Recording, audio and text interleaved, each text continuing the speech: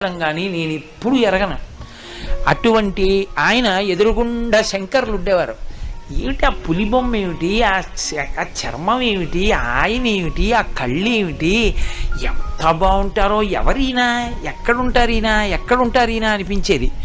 మా పెద్దనాన్నగారిని ఓసారి అడిగా, ఎవరండి పెద్దనాన్నగారండి ఆయన అన్నాను. అంటే ఆయన అన్నారు, ఆయన ఎవరో చెప్పాలి అంటే ఆయనే చెప్పాలి, నువ్వు ఆయన్ని చూస్తూ ఉండు చాలన్నారు. ఆయన్నే చూస్తూ ఉండేవాడిని. బహుశా ఆ పుణ్యమే శంకరాచార్యుల వారి గురించి చెప్పగలిగిన అదృష్టాన్ని నాకు కట్టబెట్టింది. దక్షిణామూర్తి కూడా అంతే. మీ పిల్లలు రోజు వెళ్ళి దక్షిణామూర్తి ముందు ఒక్క 2 నిమిషాలు కూర్చుని మాట్లాడకుండా మౌనంగా ఇన్ని చూసి వెళ్ళిపోవడం అలవాటు చేసుకున్నారనుకోండి, జీవితంలో ఒక కీలకమైన మలుపులో ఆయన ఆదుకుంటాడు, ఆదుకుని గట్టెక్కించేస్తాడు.